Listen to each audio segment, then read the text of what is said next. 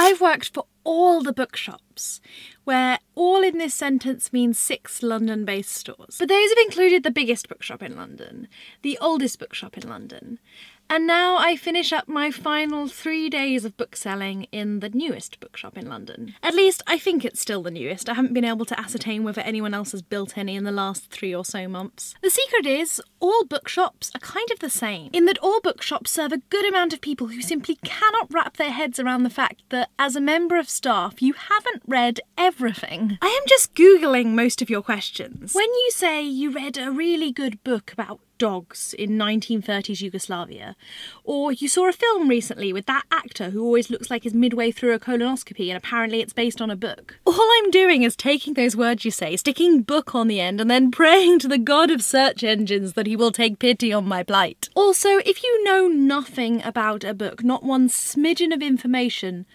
but for the colour of the cover, no, just get out now. Seriously, do you know how many books there are in even the smallest shops I've worked in? I'm a voracious reader. I spend all that time you're intently monitoring the situation on Emmerdale, staring down at .12 copperplate. And yet I still only read, on average, 100 books a year. At any till point in the world, you will always encounter the lingerer. A pile of innocuous pamphlets have been placed just to the left of where they must inevitably leave their purchases for a few seconds of precious scanning time. They'll listlessly pick one up, glance hazily at the back, and then look at you. Read this, have you? I know all I need to do, all my boss wants me to do is say, oh yeah, it's great. But then I go on. I feel like more's expected of me. It's the best book, I say, with no idea where the end of that sentence is going. It's the best book since J.K. Rowling revived Charles Dickens and Virginia Woolf and wrote a feminist problematised sequel to Harry Potter.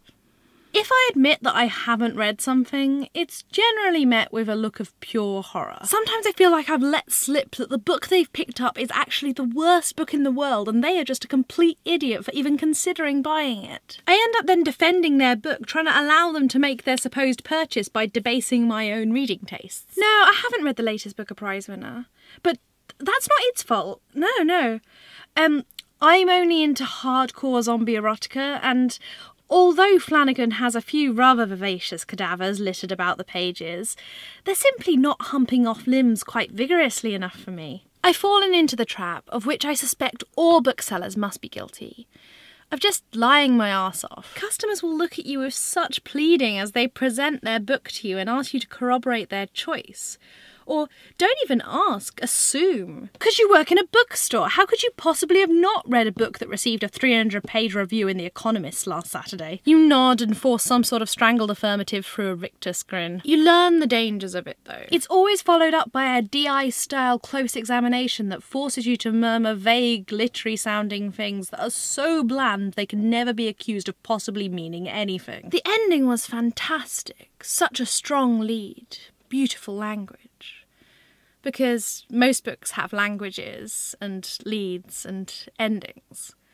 They're kind of a safe bet. Sometimes that sweet old lady you thought was just trying to inquire whether Bret Easton Ellis was really for her turns out to have read everything he's ever written and actually wants to quiz you on the merits of his later obscure works. She'll throw away the gnarled cane, claw off the rubber mask and reveal herself to be the writer in the flesh. Okay, maybe not to such extremes, but you would be amazed by the amount of authors I have discovered checking out their own works. The flip side of this is when people approach me with a book I have actually read, one of the 2 hallowed Margaret Atwoods that got me through Canadian literature, or that Ian McEwan I read because I got him mixed up with Ian Banks, I jump on them like an over-enthusiastic puppy. I want to prove beyond a shadow of a doubt that they have miraculously found a book that I really looked at, with my own eyes and everything. I've read this, you know, I'll say, chin out, forehead up, ready to finally ace this test like I've studied for it. Only suddenly you realise you haven't actually got anything to say. Yes, this old dear from Crewe has actually managed to unearth the one Alain de Botton you've read, but that was back in 1972. You can subsequently only remember some anecdote that had something to do with an elephant. It's all a bit jumbled, and actually maybe it would be kind of inappropriate to talk about it now, what with their grandchild sitting in the pushchair, determinedly trying to gnaw the corner off Goodnight Moon. They'll meet your overt, boasted reading politely and say, "Oh, What did you think? And you'll fumble the exact same dull compliment you would have given to a neon-striped crime novel by a Scandinavian author whose name, up until this point, you were convinced was just some sort of artisan cheese. Never trust booksellers. When we say we've read a book, we don't necessarily mean the one you were referring to. The twist we say we loved at the end?